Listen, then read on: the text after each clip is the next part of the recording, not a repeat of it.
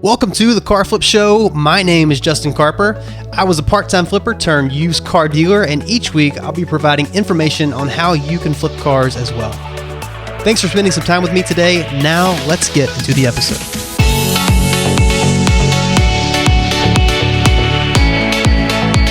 This is episode 1. We'll be talking today about the exact scanner that I use to scan check engine lights, airbag lights, and why I use it. We're going to be looking at the story I mentioned yesterday of the 1973 Beetle, which was my first ever flip that caught on fire, but I still made $1,000. We'll look at that at the end of the episode. And we're also going to be talking about how to spot a deal, aka how to establish value. In today's podcast, we are talking about multiple things, but I want to start off by kind of giving you a peek inside my tool bag at a tool that I use pretty much all the time, every day. If you're watching on YouTube, which you don't need to be for me to explain it to you, but I'm showing it to you right now. This is a MaxiDiag Elite. This is a OBD-II scanner made by Autel. It's one that I have been using, like this exact one, for the last about 2.5 years. Before I bought it, did a lot of research on Amazon, the internet in general, and I landed on this specific one because, one, it was priced fairly reasonable. For an under $200 scanner, it does a lot. The main things I was looking for when I bought it was a scanner. Any scanner is going to give you a code for a check engine light. So your check engine light's on, you check it, and it tells you P0302. That would mean you have a misfire on cylinder 2. Basically, P03 1 through 8 would be misfires on the specific cylinders. I suppose it would go up to higher than that. I've never done anything higher than an 8-cylinder personally, so I guess 10, 11, 12, if you had a V12, that would coincide. So those codes will be given to you by the scanner. That's basic. You can do that with any scanner. But with this scanner, you can not only do the engine codes, you can also do the transmission codes, which they're not always populated on the actual menu when you pull up to check your check engine light. Sometimes there are stored codes in history that you can't see, which are helpful if you're having transmission issues.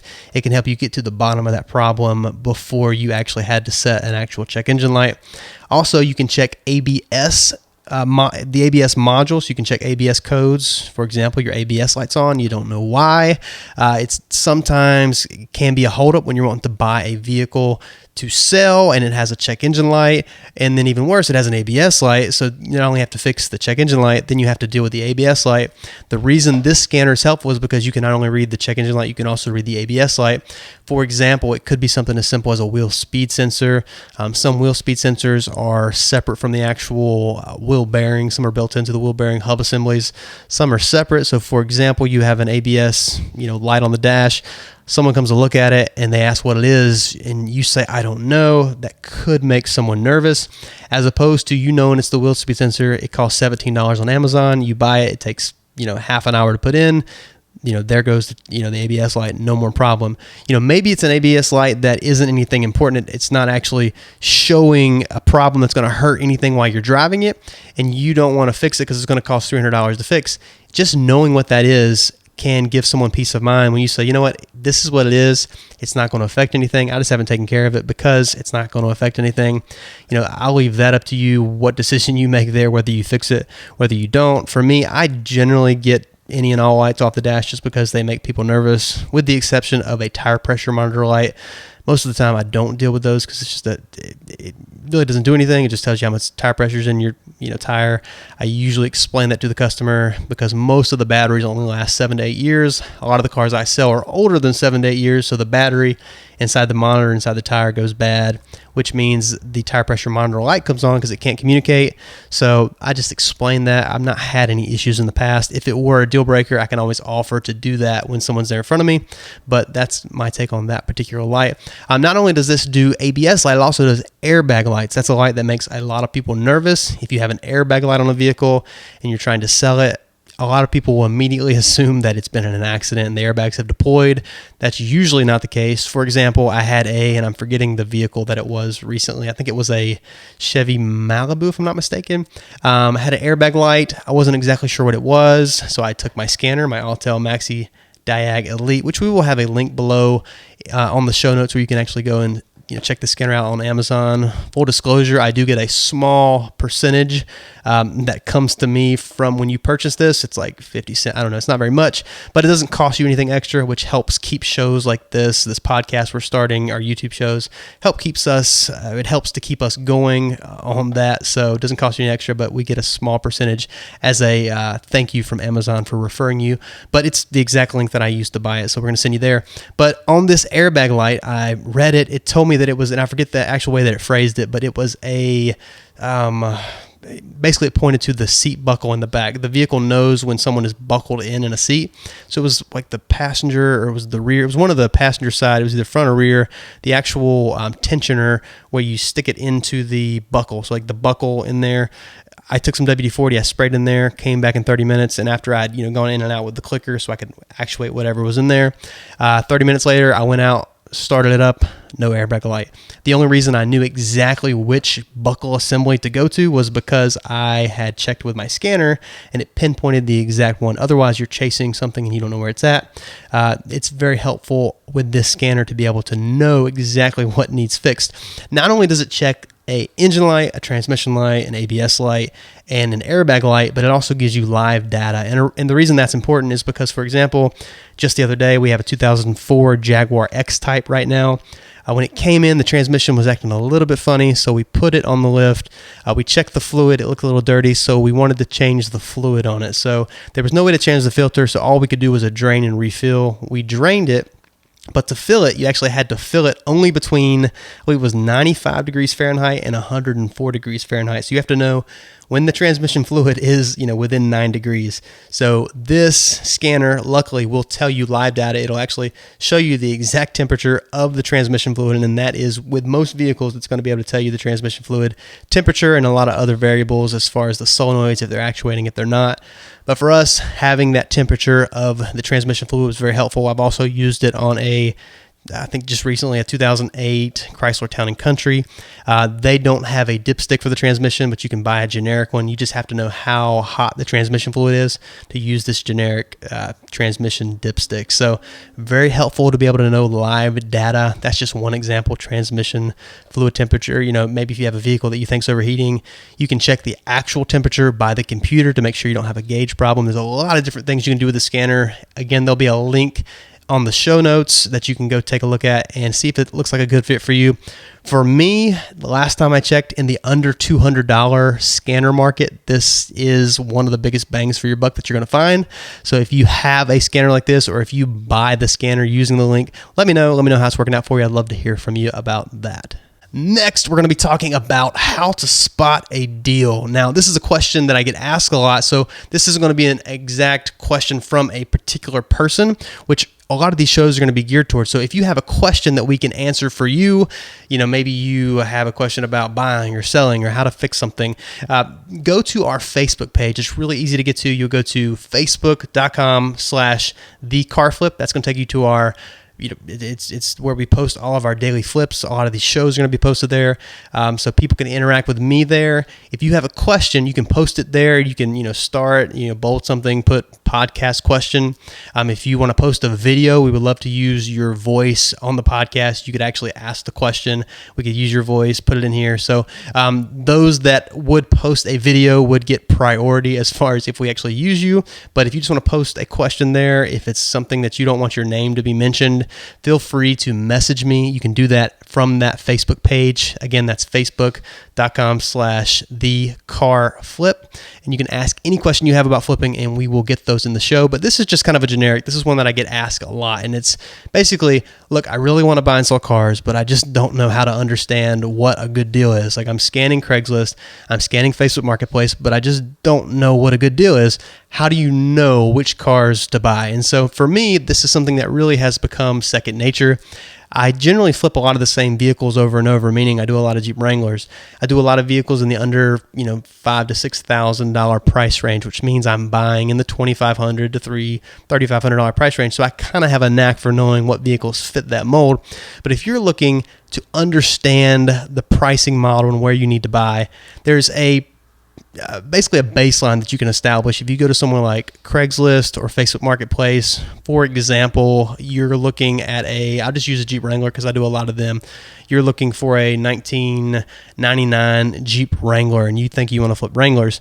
How much do you need to pay for that Wrangler? For me, I know that a 99 Wrangler, depending on mileage, depending on modifications, whether it's lifted, not lifted, they're going to sell for me anywhere from $7,500, maybe up to $10,000 if it's more of a custom Wrangler. So if I'm on Craigslist and I could pull out my phone right now, and actually I will, just so I can give you some actual live examples. I'm clicking on a template that I have on my phone. That'll be a topic for another show, how to create a template that you can just click and have all of the vehicles in the price ranges that you would like to be looking at. But for me, I'm scanning right now and I see a 1995 for $4,500. I like to stay in the 97 and above, 97 to 06. That's a TJ body style. So that's a whole other story. But you want to know what kind of vehicles you're looking for so you can weed out. So I'm not even interested in a 95. There's a 2001 for $10,000. There's a 2002 for $8,000. There's a 97 for $7,000. There's a 2002 Wrangler X for $5,500. That one catches my eye because if you've been hearing the numbers I've been saying, 8,000, 10,000, 7,000, and all of a sudden one pops up for 5,500. That should at least catch your eye. Wait a minute, I'm seeing a certain price range between $7,500 and $10,000. All of a sudden one pops up for 5,500. I've not clicked on this, so I'm going to click on this as I'm actually doing the podcast. This is a 2002 5-speed manual. That's not a problem on a Wrangler. If this was a Toyota Camry or a Volkswagen, fill in the blank, that might be an issue because it's a 4-door. It's not very desirable to be a 5-speed. With a Wrangler, it doesn't matter. If it's a Wrangler or a sports car, some pickup trucks like a Toyota Tacoma, people don't mind, or it's even more desirable sometimes to have a 5-speed. So this one in particular, I'm doing this on the fly. It's a 2002 4.0. That's the only engine I'll do in a Wrangler just because I'm not a big fan of the 2.5 liter 4-cylinder. There's not the best engines, and I can usually buy them for about the same price. So this one has mileage-wise 179,000 miles, which sounds like a lot. It's actually not horrible. It says it has some surface rust on the frame. I'm not afraid of that. Some people describe surface rust and there's holes in the frame. So you're going to have to double check on that and ask. Shift knobs, off. It's in the wrong place. Shift boot doesn't stay in place. That's very common. Only has a driver's side sun visor. Not a problem. They've added things like a grill insert, headlights, replacement headlights, a new top looks like. Maintenance, they had an oil pressure sending unit. This is way more information than most people put on their postings, but they had an oil pressure sending unit replaced about a month ago. They replaced the starter last summer, and the oil has been changed regularly. It's in good shape. It's yellow. I'm actually halfway interested in this right now, but it's got a full door on one side and a half door on the other. Looks like they have two different sets of doors is what I'm seeing potentially. So they have the full metal doors, and they have these little half doors that are also... looks like they come with it. So for me, this is a Jeep that I could sell for $7,500 easy. They're asking $5,500. There may be some issues that they haven't mentioned. They seem to be fairly detailed. So on a Jeep like this, I'm going to send a text. I'm going to hit, actually, I'll do it right now just because we're here. I'm going to hit text. My exact text is going to be and this is on a podcast, so this is going to be very slow as I'm saying this because I'm typing this on my phone. Is there any way you could take, and we're going to say $3,500 cash today for the Jeep? Now, I'm offering $35 because I've got a lot of cars right now. My inventory is kind of high, so I'm not really, dying to buy a vehicle. If I really want to, I would pay $4 for this. I might even pay $45. I just don't need a ton of vehicles, and I don't have a lot of time this week to go buy something. So I'm going to say, is there any way you can take $3,500 cash today for the Jeep? Just send it right there. If you're on YouTube, you can see my exact text. Maybe it'll focus. And so what's going to happen is they're either going to say no, or they're going to say, yes would be amazing. Then I would have to go buy it today because I'd feel bad for not buying it. Or they could counter. So they're asking 55. Maybe they say, no, we can't do that, but we can do 5, which allows me to counter. I just got a text back. They said, no, sorry. So if I really needed vehicles right now, my response would be, I send the same thing back every time I think about it on the fly. My response would be, Thanks anyway. Looks like a nice Jeep. If you could get anywhere close to that, please let me know, which then gives them the opportunity to send me a counteroffer, and then I can follow up either this evening or in the morning. So if I was to buy that for $4,500, that would then allow me to profit potentially about $3,000. I would assume there would be things that I would need, to take care of, fix. So let's say I have to put $500 into it. I'm easily going to make $2,000 on that vehicle if it is described how it actually is in person. That's exactly how you understand basically value. I know that Jeep is worth more than they're asking. Actually, in the posting, it said need to sell. So they're in a hurry to sell this. They maybe don't want to take care of the few last little small mechanical things. So I understood that vehicle was worth $7,500. And I know that I could buy it for $5,500 because that's what they have it offered or listed at. I would want to buy it for less to increase my profit margin. That's exactly how you understand value. So maybe for you, it's not Jeep Wranglers. Maybe it's, 2003 Chevy Trailblazers or GMC Envoys. Maybe it's, Ford Mustangs from 99 to 2004 because that's the body style you like. Whatever that vehicle ends up being, and I do recommend if you're just getting started out, it's ideal to focus in on a particular vehicle or at least a particular price range. You don't want to be looking at vehicles from $500 all the way up to $50,000 because you're not going to be able to comprehend and understand the value if you don't know vehicles already. So focus in on vehicles under $3,000. And if you're going to want, if you want to focus in to buy vehicles that you can sell for $3,000, then you need to be looking at vehicles priced from $1,500 and below because you want to at least have that profit margin where you are going to want it to be. So you need to know where you want to be on price from a buy standpoint. You need to know roughly what that vehicle is worth, and that only comes from time, watching the markets, and actually understanding the value. So in a nutshell, that's exactly how I do it on that Jeep Wrangler. I know what the value is, what it would sell for, and then I have to understand I need to make the profit margin by getting it for a lower price.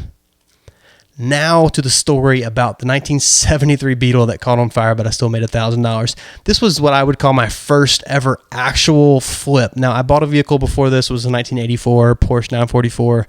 It's a real sad story that probably was a simple issue. I took it to a mechanic that didn't know what he was doing. He ended up blowing the engine. It sat behind a building for like 3 years, and I think I got $500 because I ended up buying an engine for $500 and ended up just selling the car and that engine for $500 because I was just tired of it, and my dad wanted it from behind his building. This is when I was in high school, actually. So this 1973 Beetle, I ended up buying for $965. It was a really neat car. It was yellow. The doors were white. The upholstery wasn't the best. It had a little bit of rust here and there.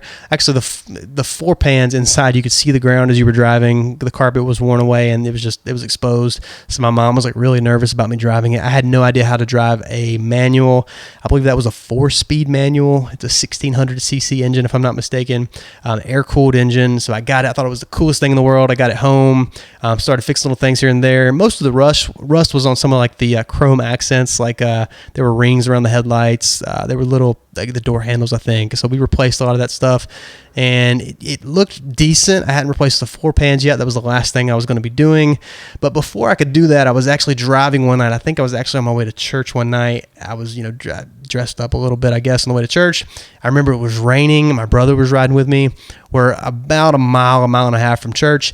And my brother says, "Do you smell smoke?" And I was like, "No." And then all of a sudden I did. And about the time I smelled the smoke, my brother said, "Oh my goodness." He's like, there's flames. And I thought he was kidding.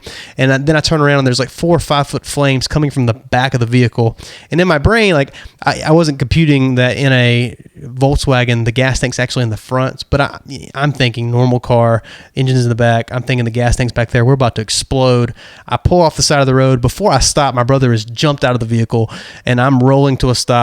I get out, we run off in the distance, and we were in someone's front yard. There was this big tree, so we stood under the tree because it was raining, and we're literally just standing there watching my car, like the car that I put pretty much all the money I had in. We're watching this thing burn, and all of a sudden out of the corner of my eye, I see this little S10 pickup truck like swerve off the road. He jumps the ditch, like literally ran in. His front end almost came off the ground. He slides to this person's front yard. He hops in the back. To this day, I still don't know what he grabbed. He grabbed a bottle that looked like a Windex bottle. It had blue stuff in it. I don't know I don't know that it was Windex. I haven't tested this, so please don't. But he dumped it on the back of my engine, and I'm thinking, are you crazy? Like, I thought it was going to blow up from Windex. So maybe it wasn't Windex. He said he was a volunteer fireman, but whatever he poured on this vehicle, the fire just went out. So again, I don't know what it was. I didn't ask him. I've always wondered. I've never experimented with Windex to see if it would put out fire. I would assume that it would make it worse, so it must have been something else. he was a volunteer fireman. I don't know. So either way, the fire was out. He gave us a ride to church. We were soaking wet. So we get home, had the vehicle towed back to the house. At the end of the day, what we found out happened, someone had double carbureted this. So they put 2 carburetors on it where it was only supposed to have 1. When you do that, it has to be done correctly, or else you could have issues, which apparently we did. So the wiring that had been moved, someone had a short that was exposed. And so we had, a contact hitting that could potentially spark, which apparently it did. We also had fuel leaking. I believe it was from the left carburetor that they'd put in. So fuel leaking mixing with a potential spark. Apparently it sparked, the fuel dripped, and the rest was history. It actually only did mostly surface damage. The engine appeared to be okay. I mean, it was a big fire, but it was a quick fire. How you doing, man? Hello, how you doing? Pretty good. Yeah, Everything there? Okay. Appreciate it. All right, have a good one. Yeah, man. So if you're watching on YouTube, we're going to leave that in. That was the mailman bringing my stuff. He looked at us kind of funny because there's a camera and a mic here. But anyway, we're going to keep going. So it was a big fire, but it wasn't necessarily, I guess, something that got really in deep on the engine. Nothing had melted as far as the engine. There was a few wires that in that area that the plastic had melted from around them a little bit. But all in all, it seemed to be okay. The body in the back, the paint had melted off a little bit, but it really wasn't that bad. It didn't damage the glass. It was just basically smoked up, and the paint had been damaged. I'm thinking I've lost everything. Like, what am I going to do with this, Volkswagen that already has rusted pans? It really wasn't that big a deal, but now it won't run. The whole thing's going to have to be painted. But a few days later, my dad actually came in and he said, "Hey, you still wanting to sell the Volkswagen?" And I thought he was joking. I thought he was making fun of me. My dad has bought and sold cars since forever. Since I was a little kid, there was always different cars in the driveway. Sometimes it was an awesome Porsche 911. Sometimes it was a minivan. Sometimes it was a pickup truck. Sometimes it was a 1923 Model T. What do you call them? The T-bucket, so you got the engine exposed in the front. He did all kinds of stuff, and so it was my first real flip, and I thought he was making fun. I thought he was going to just joke with me, but he said, no, really, are you still want to sell it, right? And I said, well, yeah, if anybody would give me anything for it, I'd be happy. I'm expecting someone's going to offer $200-300, maybe $500 for this thing. He says, okay, I was at the gas station today, and he's one of those guys that knows everybody in town. Everybody knows him, and so he had met somebody that he overheard was looking for a Volkswagen Beetle. So he said, hey, my son's got one. If you want to come check it out. And he mentioned that it had issues. So this lady comes over with her, I don't know, husband, boyfriend, I don't remember. All I know is my dad was nice enough to go down and talk to them. I was a teenager, so I really didn't know what I was talking about. My dad goes down with them. I'm standing in the garage, which is probably about 50 to 75 yards from this building that he had that had a lift. We could do work on stuff. So he's down there. I see them talking. She's looking at it. She's inside of it. She's, looking at the engine that's burnt. And I'm thinking, there's no way. There's no way they're going to want this thing. He comes up and they're down there. He walks up to me and he said, they made an offer. And I said, I'm excited. I'm thinking I'm going to get something back, maybe about $500, on a really good day. That would be amazing. And he said, they want to know if you'll take $2,000 for it. And I just my jaw hit the floor, and I'm again, thinking he's joking. And he says, no, really, she offered $2,000. She has cash right now. He said, do you want me to take it? And I remember not being able to talk, and all I could say was, yeah. And so he went back down. They bought it. We signed the title over. $2,000 cash in my hand that day. It was the best feeling I've ever experienced. Not just the fact that I sold a car, but the fact that I thought I was going to get nothing for the car. She was looking to do a vehicle. She wanted to do a full restoration. So the paint issues where it burnt and melted the paint, that was no big deal because she was going to have the vehicle painted anyway. All of the other ones she was looking at had the rusted floor pans. That was a really common issue. That was no big deal. The engine, she could see that it was superficial. My dad is very good at explaining things like that because he has a really good mechanical mind, so he could explain what was what. Me being I think I was a 15-year-old at the time, 15, 16, I would have had no idea what I was talking about then, as opposed to now. I probably could have held my own. But he comes up, hands me $2,000. I didn't know what to think. I didn't know what to do. It was amazing. So that, in a nutshell, is the story of how I took $965, bought a car, it caught on fire, and I still made $1,000. One of the, I've never had a flip since then to be as exciting, and your first flip will be the most exciting. When you sell a car, even if you only make $500, if you happen to make $2,000, it's going to be a rush. It's going to be something it's going to blow your mind how fun it is. I equated to some folks, they go and they go hunting, or they go out and they play tennis, it's a lot of fun. It's a rush. They really enjoy it. Maybe they run a marathon. For me, I get that rush every single day when I get the opportunity to buy something and then sell it for more. It's something that's a lot of fun for me. It's, it's my hobby that's become my full-time job, I guess you could say, but it's also like my passion. So it's something that I get to do, and I get to enjoy what I do, and I get paid for it. So it's a lot of fun. I think it's something that definitely could be the same for you. If anything I'm talking about has resonated with you, flipping definitely could be for you. Going back to what we talked about as far as establishing value, that's where a lot of the rubber meets the road when it comes to car flipping. Every vehicle that you sell, the money will be made when you buy it. So if you don't buy that vehicle correctly, there's no way you're going to have the proper profit margin. It's hard to say, proper profit margin. So I say it like this. You think about your grandma, your great Aunt Sally, like your Uncle Rick that knows nothing about cars. They probably all have sold a car at some point, but that's not to say they all made money. Most of the time they probably didn't. Cars are something when people buy them, they assume they're going to depreciate. They assume you're going to lose money. But for us, that's not the case. We're buying with profit in mind, and being able to establish that value, being able to spot a deal is very important. So in review, we talked about the Beetle. We talked about the scanner. Link will be in the show notes. And spotting a deal, it's very crucial. I appreciate you guys' time listening to this. We're going to call it the first ever episode. We had episode 0, but this is the real first episode. This is what episodes are going to be like in the future. If this is something that's been helpful for you, or if you would like to hear future episodes, definitely please subscribe to us on the Apple app. So if you're listening on the actual podcast app, be sure to subscribe, like, and review this. This would be amazing if you could do that. It helps other people be able to discover the show. So tell us what you think. Just be honest with your review. And otherwise, I will see you guys in episode number 2.